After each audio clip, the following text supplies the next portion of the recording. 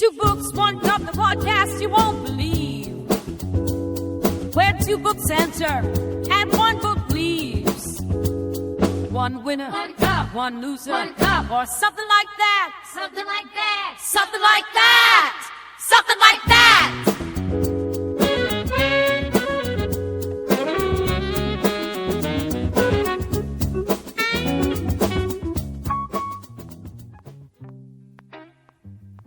Welcome to a very special episode of Two Books, One Cup. I am your temporary host, Thomas Vandersnoten of the West Anderande Vandersnotens, standing in for the regular cast of Two Books, One Cup, who have unfortunately been incarcerated in an El Salvadorian prison. Why this is, I have no idea. I simply received a late-night phone call and was offered a moderate sum of money. A Denny's gift card of an amount I'm ashamed to admit that I can be bought for. And a bus pass. In hindsight, I feel this to be a poor reflection of both my life choices and current state of existence, as of this date. I should tell you that throughout this recording, I will be battling the urge to cry uncontrollably. In any case, I wish the imprisoned cast well in overall health, well-being, such and so forth, but also in the navigation of finding themselves in an unfamiliar country, society, and most importantly, notoriously hostile foreign prison system. May the constantly shifting complex sociopolitics of a violent Spanish-speaking prison population be ever in your favour, guys. Being that they have nary a stitch of Spanish-speaking ability between them, that may be but a pipe dream. Still, fingers crossed. We hope they get out of their predicament safely and unharmed. Elijan bien sus palabras, amigos, para que no les den un poco de cariño indeseado. Para que no les den ese cariño indeseado. So, on that note, let's introduce the two participants and their respective books and or subjects, shall we? It says here we have... we have Jordan McCorden of the... What? Go on, you know. Of the...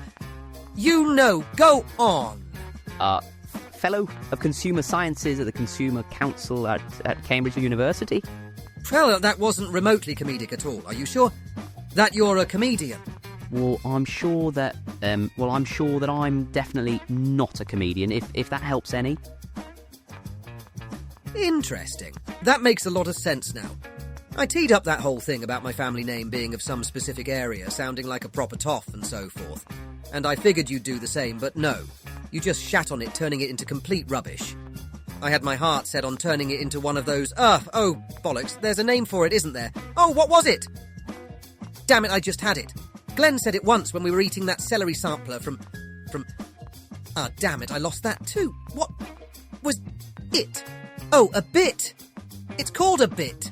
Damn it. It was going to be a bit. Now it's just dead. A dead dream of a bit. Dead and also now sad. Sad as that bleeding celery sampler surely made me, despite my inability to recall why Glen and I were consuming it to begin with.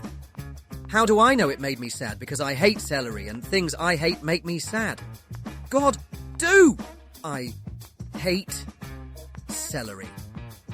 I wish it was as dead as that bit you just killed, Jordan. No, deader. Deader than the deadest. Oof. I hope you're happy with yourself, Jordan. I'm thinking of celery now. Great. Sorry, I didn't know there was a bit happening, you know? I wasn't informed. There were no emails or notes. Excuse me. But out of curiosity, why would you eat what I can only assume was an array of different kinds of celery? Why would you eat it if you hate celery so much? Sorry, if you don't mind my asking. What in the bleeding, bloody, rut-ruddy business is it of yours, madam? Who in the king's English hell? Yes, that's it. Do you think you are? No. Better still. Where in the hell do you get off? Yes. Trollop. That's the word. Insulting, that is. Deal with it. With you're talking freely to me about my celery consuming and yet hating it. Wowzers, man. What the hell kind of canned worms are you packing that I just unintentionally opened up? I demand an apology, sir. That outburst was completely uncalled for. Seriously. Are you insane in the membrane, as it were, madam? Apology? You antagonized me with your unwarranted interjection of personal prying into my relationship with Apium gravelans. You. Did you just throw Latin at me? Hey, you son of a bitch. Hey. Sorry, just going to pop in here for a quick, non-vitriolic second to clear things up. Mr. Vandersnoten, sir, she is the other guest on this podcast we're doing.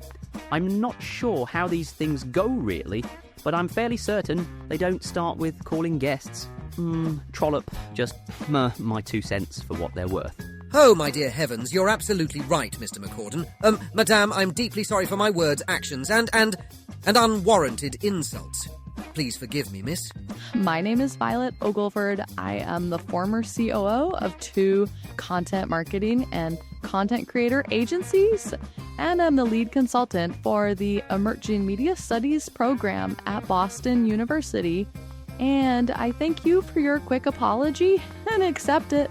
I am more than happy to put the whole nasty business behind us, though, and I hope this doesn't reignite anything, but I can't say I'm not intrigued about the nature of your outburst. Me too, actually. I mean, given your abrupt and seemingly visceral feelings on the subject, it's hard not to see how one would not be curious. So, yeah, not to sound too Seinfeld about it, but what's the deal with celery?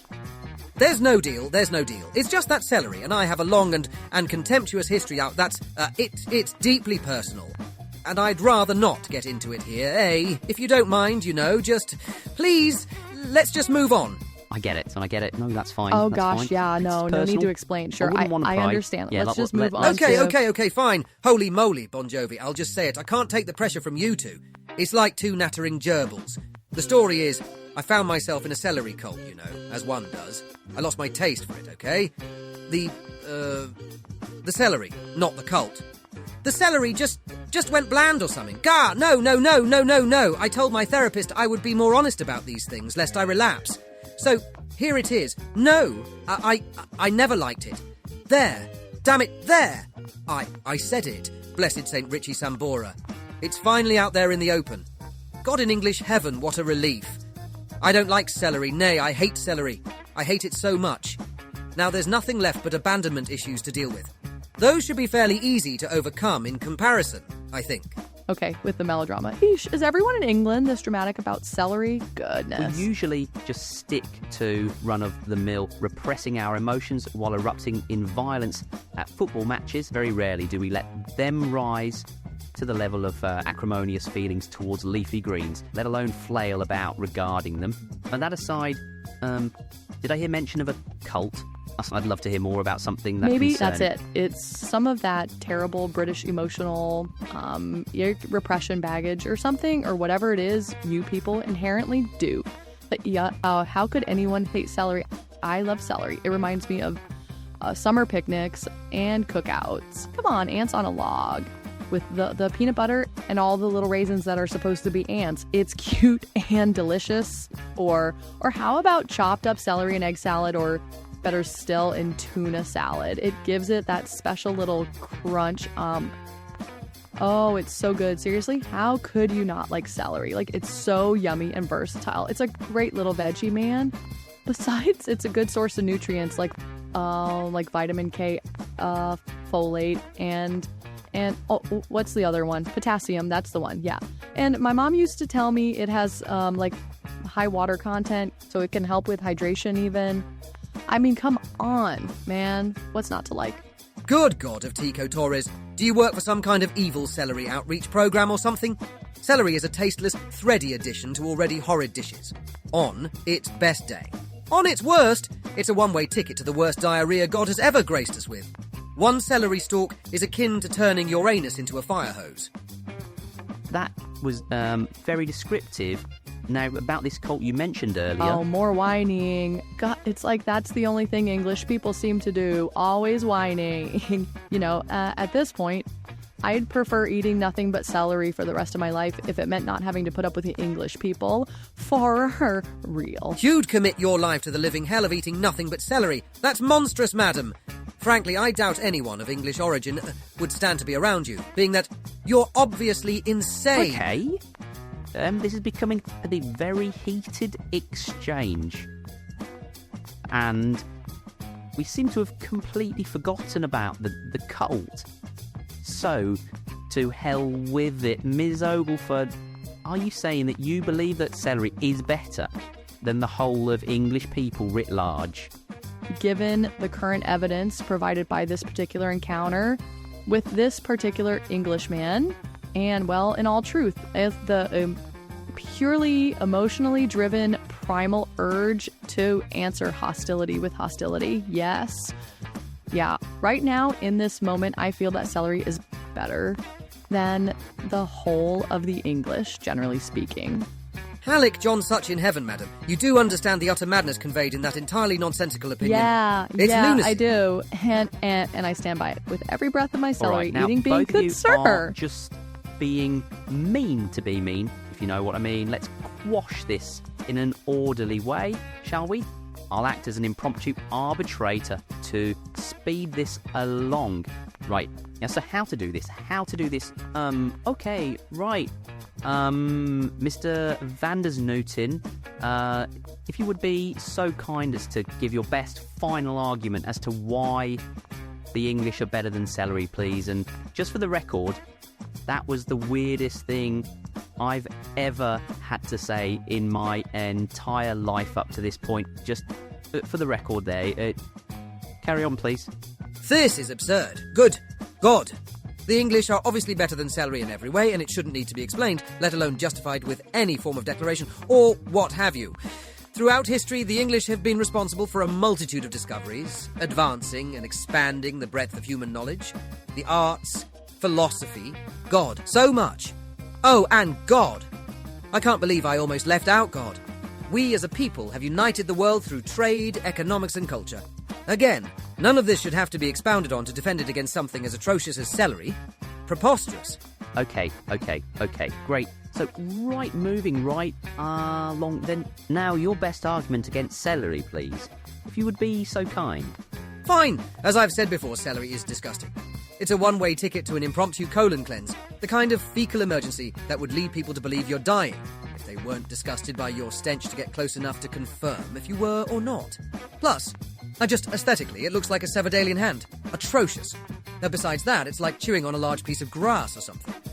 Personally, I've never been a religious person, but were I to find that written in some holy book somewhere that celery was the only food served in hell for all eternity by the devil himself, it would be the only thing in that book I believed. Plus, if you eschew the eating of it in certain cults, you're spanked with it. Not that I know from personal experience, but yes, that has been known to happen. From time to time. I hate celery.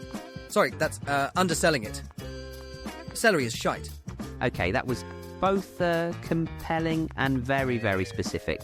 Some of that should definitely be explored more by a mental health professional. But it's what we got, isn't it? So, moving on to you now, Ms. Ogleford. Please give us your reasoning behind celery being better than the whole of English people. Such a weird place we find ourselves. If you would, please. No problem. Celery, in addition to what I said before, is great. It's loaded with flavonoids, which help reduce inflammation. It may reduce blood pressure. There's been some limited studies that have shown it does that. Oh, it's also been used for what? Thousands of years for countless dishes and medicinal purposes. We're talking ancient Greece, Rome, Persia, even the English used celery dating back to at least the 18th freaking century. Sure, it might give some people the shits, but generally speaking, it aids in weight loss. So, suck it. Yeah, I don't see being English helping with that. Oh, and it probably helps prevent cancer because it's loaded with antioxidants. Probably should have led with that. Shit. All right, great. A lot to digest there, pun intended. So let's move on to why the English are not as good as celery. It is just so weird that I'm having to say that out loud. Oh, that's easy. Well, they whine so much. I mean, how did they manage to colonize the world when they're sulking all the time? Like, they must have needed entire, fleets of ships filled with their baby blankets and mommies following them around everywhere. You know? It's not just the whining, though. No, wait, maybe it would explain the whining, the bad food. I mean, blood pudding. What's with that? I just might walk around being a whiner all day if I was constantly burping up food that should have ended up in the garbage rather than on a plate. I mean, come on. Beans on freaking toast. Seriously? I mean, seriously. Gross. And they have that crap for breakfast? Ugh. English people just don't get it. Maybe it's because of their entire history being built on daddy and mommy issues, needing kings and queens to tell them what to do. Grow a backbone already. Time to leave the nest and whine somewhere else. Well, technically, they did a world tour with it, but still, freaking babies. Well, that stung more than I thought it would, but it was to be expected. All right, so from what I've heard from both of you is that the crux of your arguments, more or less, is that the English did a lot of things to the entire world while whining and cooking terribly, and celery is a monstrous looking food that apparently hurts to be spanked with but could help you avoid cancer. And this is a puzzler, indeed. However, I believe I've distilled a proper answer from it all as to which is better, the English versus celery. Would you like to hear it? Definitely. Let's hear it. All right, go on then. Great. All right then. We can finally put this very weird bit of nasty business behind us. Right, so celery does indeed have a ton of health benefits, as was said and is known, right? All that weight loss and antioxidants and stuff, that's really important, for health and diets and, and this, that. It's also very important in culinary dishes and consumed on its own, and variants, ants on a log and such. So, for the record, I'm not knocking celery, okay? Just for anyone listening out that hears this, right? Don't come at me and, I don't know, beat me with celery stalks in the streets or something. I happen to like celery. Full disclosure. Still, I feel that all of those benefits might only ever have been isolated to where celery originally came from, were it not for the English doing all that colonising and trading and God knows what other terrible things. So, my reasoning is that celery wouldn't be nearly as ubiquitous as it is today were it not for that. And its health benefits not as well known, studied and such because of it. So, for that bit, and that bit alone, I would say that the English are better than celery. However, that doesn't mean anyone should get to gloat about it. The English didn't win by all that much, and frankly, to be in an almost tie with celery of all things should be a wake-up call to my people, if I can call them that. So, there it is, for what it's worth. Is that all right with you two? Can we just move on now, please? That is a very satisfactory answer, I'd say. I'm willing to accept that and move on. Yeah, let's get back to what we're really here to talk about. Right! Yes, okay, I second that. Right, so let's get down to the real business of this episode and... Oh, no, that can't be right, can it? No, wait, no. Oh, my goodness. Is everything okay? Well, it would seem that we're out of time. Oh, my God. You've got to be kidding me. Are you being serious right now? It would appear that, yes, well, we are indeed out of time. I would like to apologise for not getting to the real topics of the episode, which were... Could I get, little help? Guys? Oh, right. Sorry, I was invited to talk about the effects of consumerism on society today, and to argue whether that's better than, well, what I imagine would have been content creation, right, Ms. Oglethorpe? That's right, yeah. I was invited to talk about the merits of content creation versus, given your background, consumerism. Yep. What in the hell happened? Oh, well, I guess we ended up talking about, oh, good God, celery, for fuck's sake, celery versus the bloody English. That's not great. No, it is not. Thank God. All the hosts are stuck in an El Salvadorian prison, eh? They'll likely never know about this. Whatever the hell this turned into. Actually, I think consumerism versus content creation would probably have made for a very compelling episode. Had insanity not reared its ugly celery-laden head, I think it would have gone off splendidly. Or perhaps talking more and at length about, say, that celery cult you mentioned earlier. That would have been very compelling and definitely would quell a lot of disturbing questions that would build up in one's head about the notion of such a thing, I meant to ask you earlier. Yeah, all those Bon Jovi references, what was that all about?